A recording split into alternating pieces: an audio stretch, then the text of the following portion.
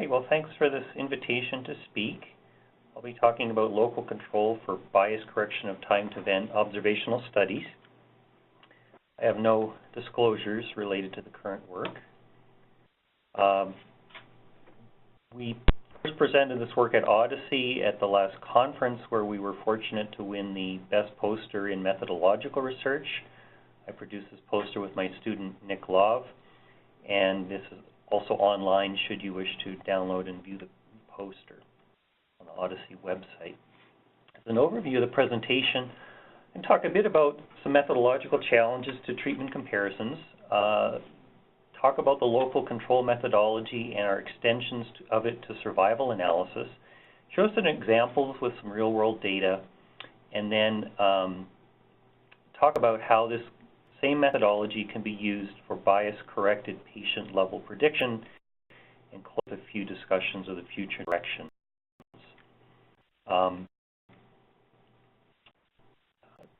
This diagram pictures the idea that we're starting with observational data. In our case, we've been working the last several years with administrative claims data, the market scan databases from Truven, commercial claims and encounters, and Medicare. Some period before a treatment decision, there's a doctor-patient visit, and then there's some choice: do I go down this path, treatment A, or this path, treatment B, and what are the expected outcomes over time? That could be risks of hospitalization, could be benefits, could be side effects, could be new disease onset side effects, etc. So all the health outcomes of interest.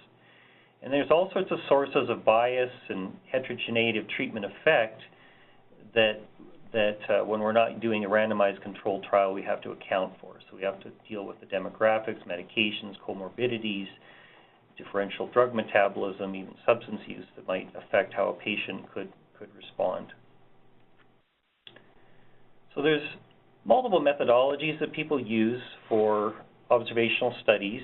Regression methods, the pros are easy to apply and understand. They don't address nonlinearities. Machine learning is a means for doing accurate patient-level predictions, but the problem is all the biasing variables, if they're thrown into the model, you could be developing a predictive model that's based on biases rather than the signal. Kaplan-Meier is really not an appropriate methodology for observational studies because it doesn't correct for biases.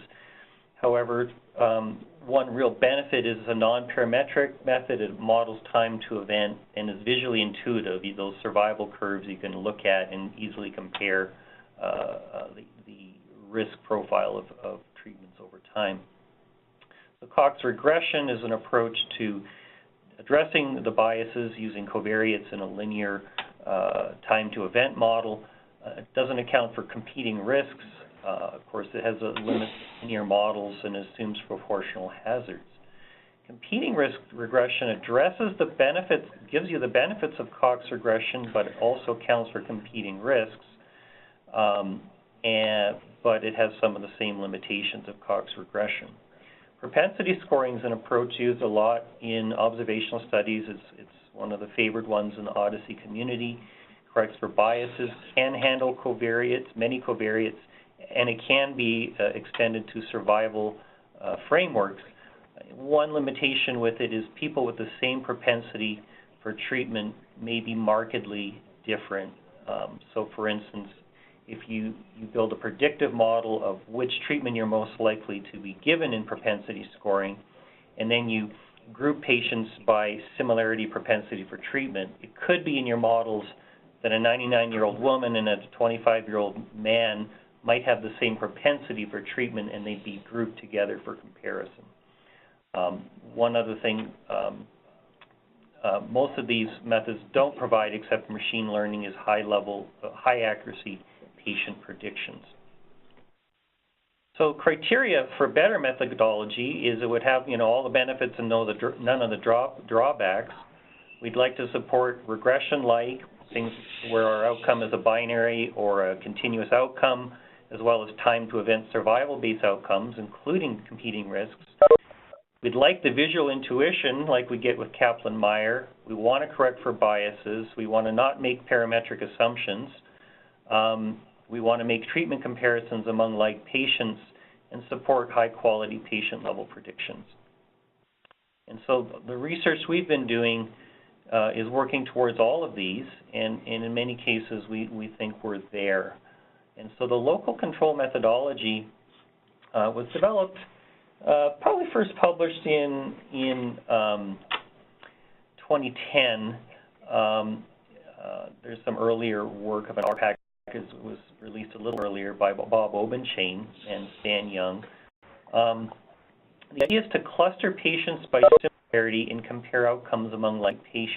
The limitations of their approaches was first implemented and developed as it uses a greedy clustering approach, and we'll show we've modified our idea of clustering to basically have a neighborhood of similar patients around every patient, and then it was originally developed only for binary and continuous outcomes, and this poster and this talk is really culminates in showing extensions of survival analysis. And here's some literature should you be interested. So visually, here's a little data set where we have two covariates that describe the patients. Here's their age on the x-axis and their body mass index on the y-axis. And their outcome we've represented as how dark or light the point is. The darker the point, the better the outcome. The lighter the point, or faded, think of the patient fading away, is a worse outcome. And so we have two treatments, a red pill and a blue pill, like in the matrix.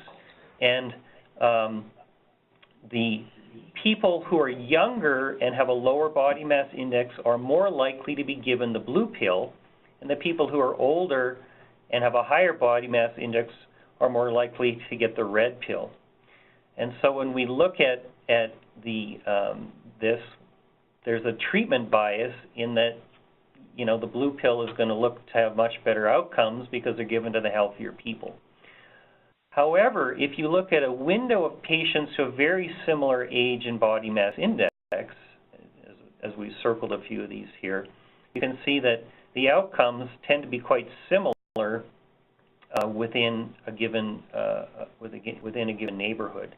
So the idea of local control is you want to look at a neighborhood of people who are very similar with respect to the covariates that both affect treatment choice and outcomes, and do the comparisons within each cluster, and then take an average over all of these clusters or neighborhoods. So I'll give a little simulated example of two drugs, and the optimal outcome is that your dosage and weight should be proportional. So we scaled so an optimal dose in milligrams should be equal to the weight in kilograms. And so the outcome is the absolute value of the difference between those two, so it's a nonlinear thing. And the best treatment is your weight in kilograms should equal your dosage in milligrams. We've also added a couple noise terms, and the answer that we've baked into this is there should be no treatment difference. So to visualize this data, and what we've done is, in this best viewed visually, is the red pill, we've made a much smaller variance around the target dose. So the target dose is your weight is proportional to your dosage. And again, the faded points represent worse outcomes and the darker points represent better outcomes.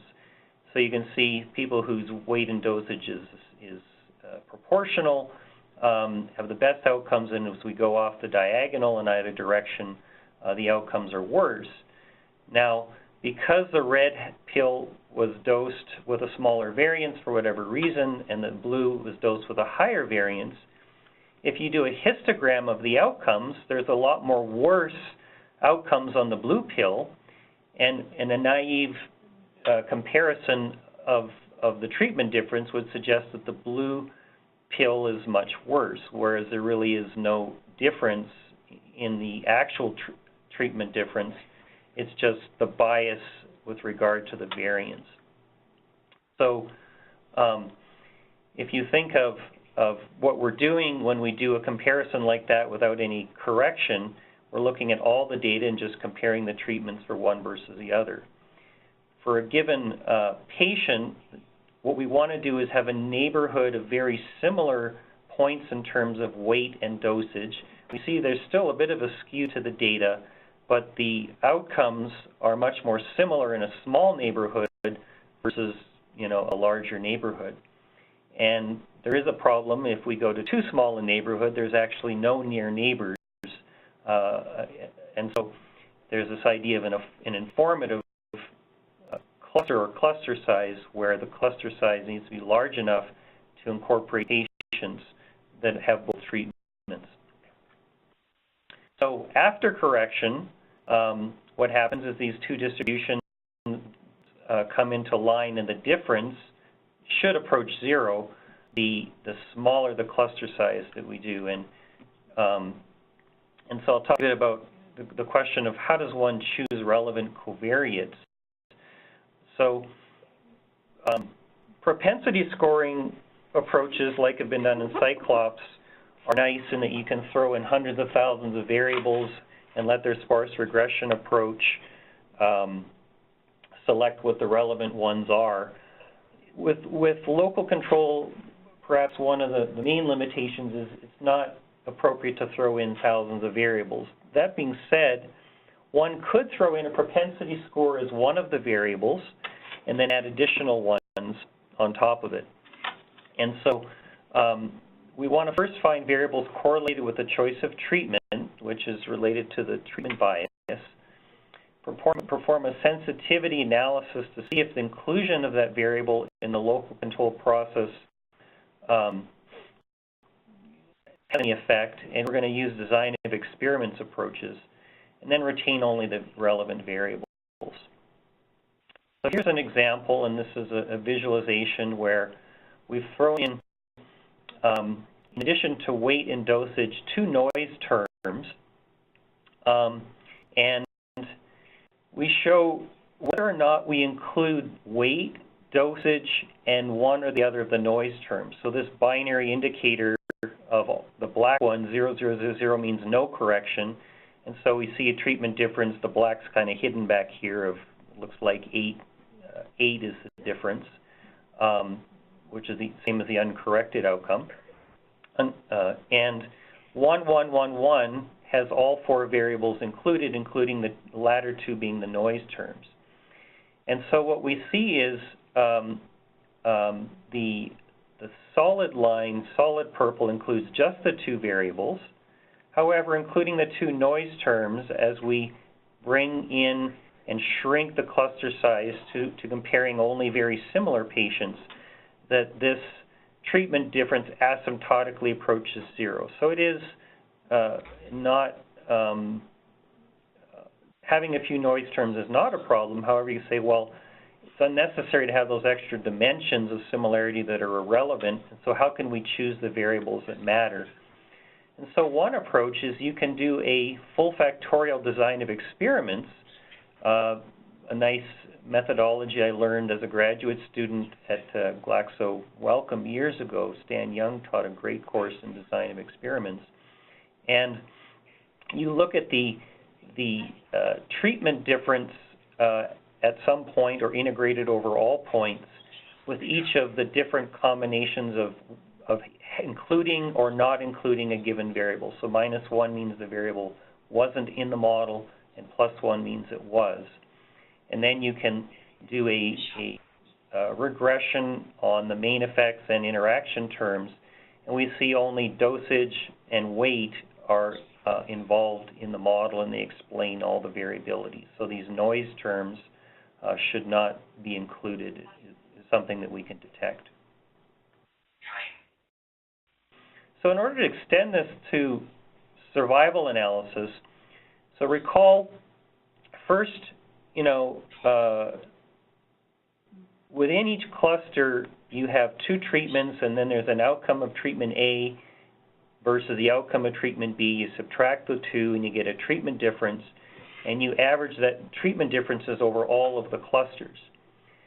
So if you take the same idea of, okay, if I've got a cluster of points and I have some sort of time to event as this is like a Kaplan-Meier curve of each color is the set of points, and I want to aggregate the Kaplan-Meier curves over all clusters, if you naively average the Kaplan-Meier curves, you see the black line here, which is non-monotonically decreasing. So it pops up again. And the problem has to do with censoring, where, you know, if the data all went into the end of time, you might be able to get away with it, but the data doesn't. So we had to devise an approach to estimating survival within these little clusters and then combining that over all of the clusters. And so that's, you know, really the innovation. And the basic idea, and we'll make the details more precise in a forthcoming paper, is that you assign fractional events to each cluster, and you accumulate them all in the survival counting process.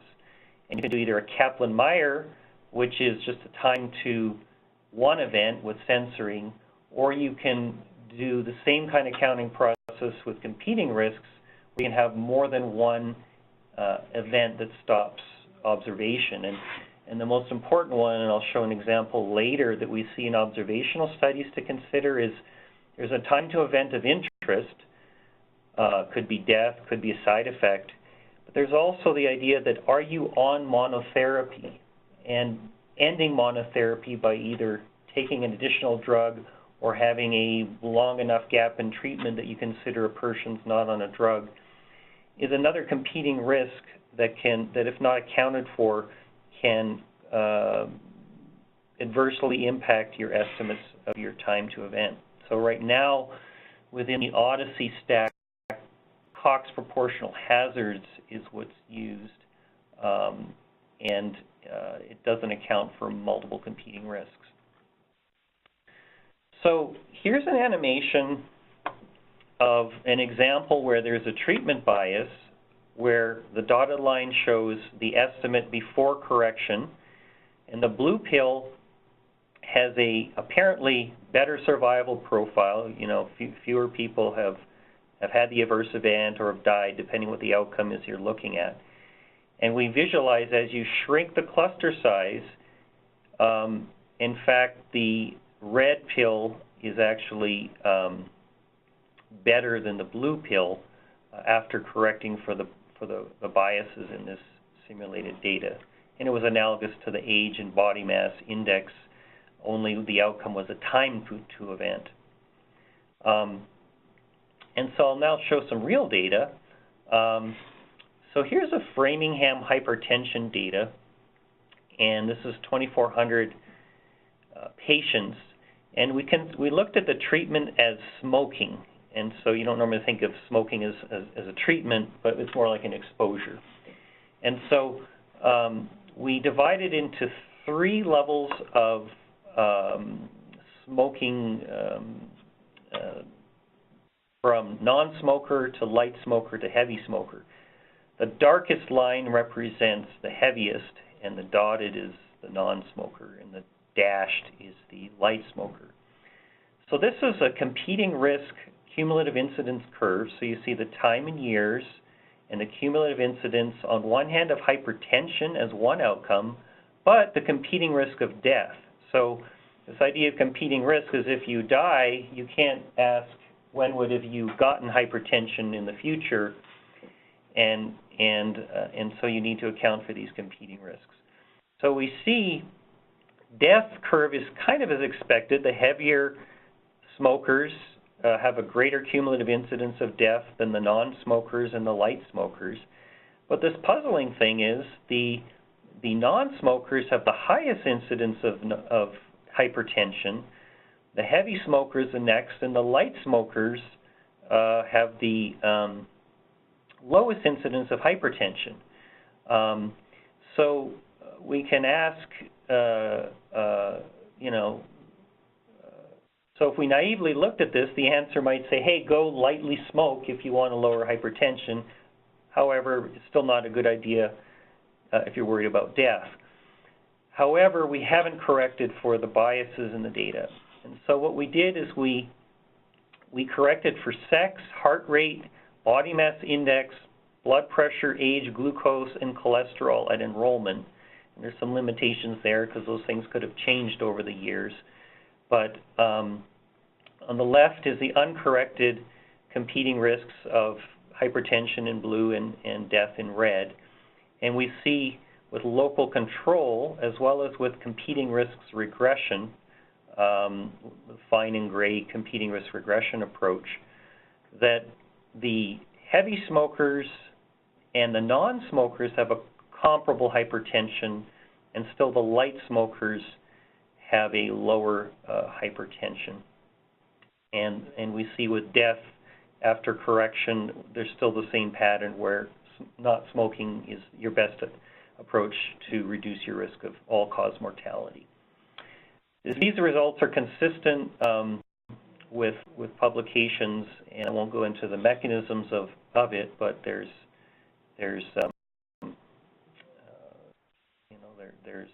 this apparent slight reduction in hypertension with light smoking.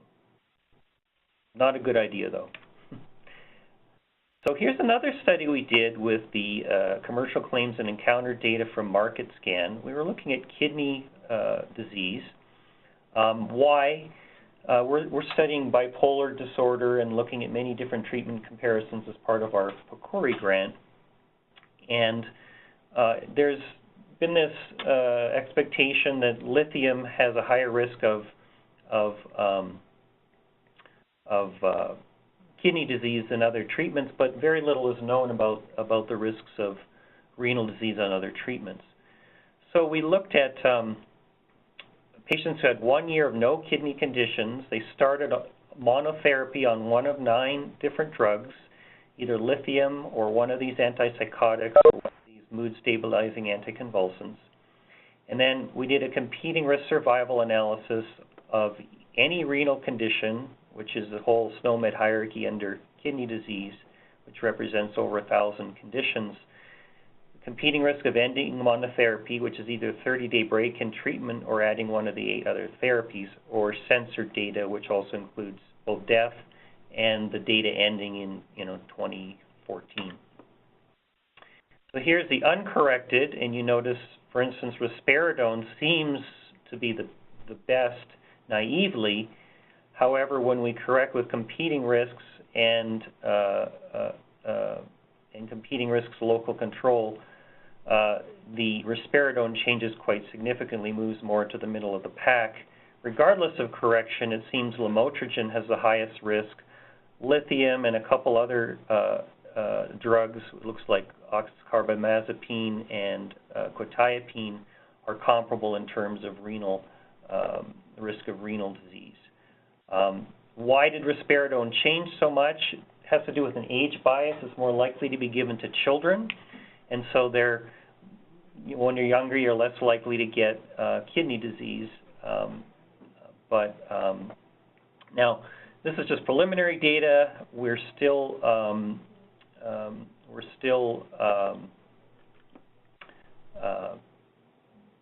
haven't addressed certain observation biases in the data, but some of the preliminary results suggest lamotrigine actually has a higher risk than lithium, and olanzapine is a lower risk. And you can view these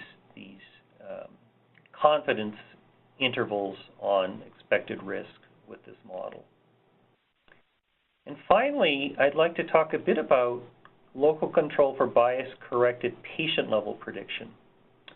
So there's a study that was done some years ago comparing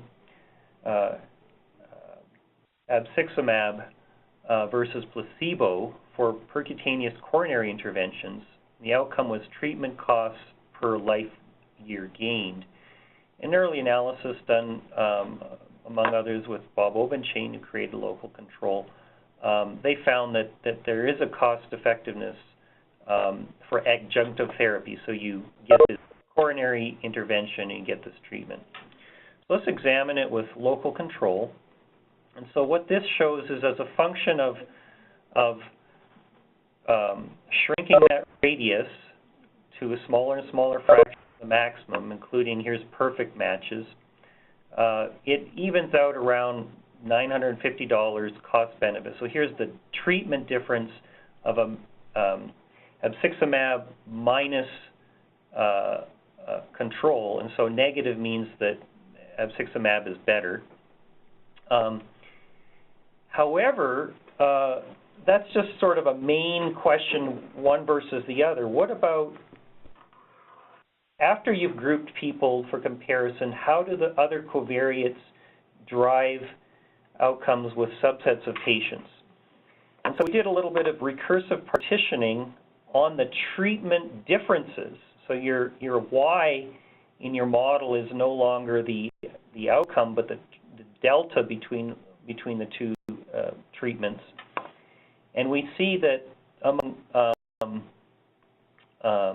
male, so non-female, non-stent patients at this radius here, and we see it just keeps decreasing, and the question of what's the appropriate radius is an interesting one.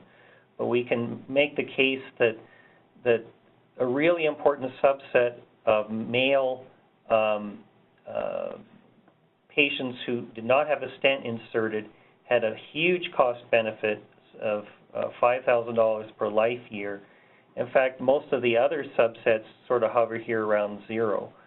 And so this idea of that we can, in this case, use machine learning approach to recursive partitioning, we could also use more powerful things like a forest of recursive partitioning trees to do predictions where we've taken out the bias and do a model on the treatment difference. And so the basic idea is for each patient cluster, you take the treatment difference as a new outcome, you use the original covariates per patient with the cluster surrounding them, and then you can apply machine learning where the biases have been sucked out, and now you do a model on the expected what if you did treatment A versus treatment B, what's the treatment difference? And so our future directions, we want to finalize and publish this local control package as an R package, integrate it into Odyssey Atlas, extend the survival analysis to patient-level predictions, and then there's some approaches where, because you're looking at patient clusters, you can, this idea of microaggregation into patient clusters enables you to release these clusters to support combined analyses, protecting individual level data and supporting reproducible research. So there's sort of a whole bunch of benefits that can come with this local control methodology that we're trying to realize. And so with that, I'd like to thank the people who worked on this, my student Nick Love, Stuart Nelson, who works with me on this, and Stan Young and Bob Obenchain, who are both fellows of the American Statistical Association and did some of the early work in local control and have been helping us extend it. And so we're also supported by NIH and PCORI funding. With that, open to any questions or comments anyone might have. Thank you.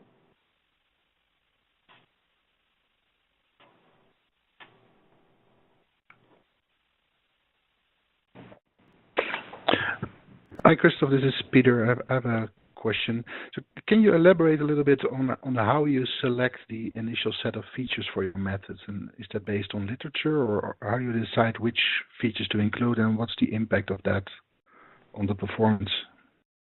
So the features you include are and I went over it maybe a little quickly, would be ones that you'd expect to be correlated with treatment.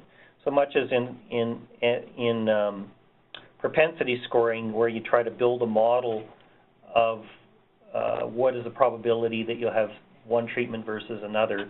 You can think any relevant variable to such a model could go into local control, up to and including a propensity score could be one such variable. And so, typically, things like age and sex are variables you're going to include in almost every model. Comorbid conditions, contraindications that might skew the choice of drug one way or the other. And then, as I said, the sensitivity analysis enables us to do what if. So, well, if we put this in and we perform the local control, does it change the estimate? If it doesn't change the estimate, then there's no reason to put it in. So that's the way we can reduce the dimensionality to just the most relevant variables. Does that help? And how do you, yes, that helps. And how do you decide on the size of the clusters? How do you determine how big the clusters can be? One of the simulations you showed, it had quite an impact on the performance. So there's a kind of an important discussion that I didn't really have time to go over, but you know, that is the question. And let's go back to this plot, right? So the idea of now you can make the same question, how do you pick a bin size if you're binning with propensity scoring, right? It's like, well, we're going to bin it into 10, right? So essentially, the same theoretical foundations exist for both propensity scoring and local control, where the idea would be if we had an infinite sample size, we would want our cluster size to go as small as possible, where we had a very large sample size of extremely similar people. However, the data doesn't allow that. And so you can think of two extremes of no correction and perfect matches, right? And with perfect matches, you don't have to make any assumptions about, well, does a certain number of units of age versus gender versus genetic factor. You know, I just thought right now we just normalize them. We may have some basis for trying to choose weights, and that's an option.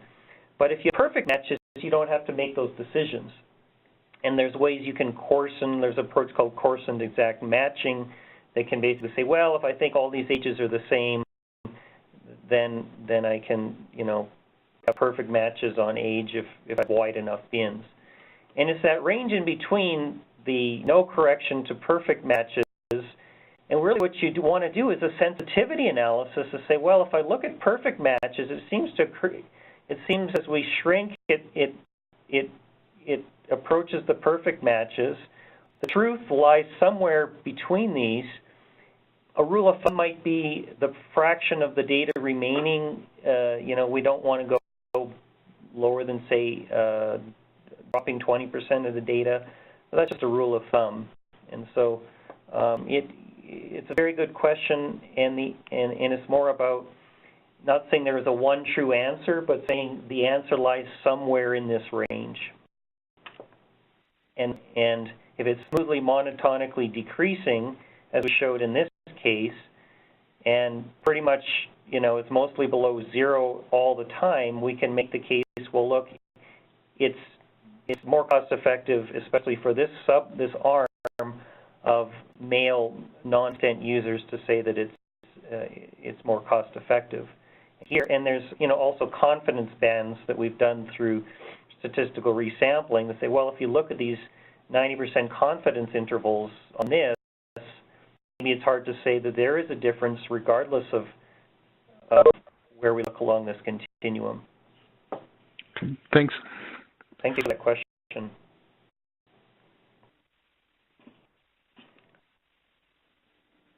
Well, we're at just a couple minutes before the top of the hour. I'd like to thank all of you, and if someone's really interested in trying out our R package before we publish it, please reach out to me, and I'd be happy to accommodate you, because we're wanting to make this go live soon, and would like other people's eyes on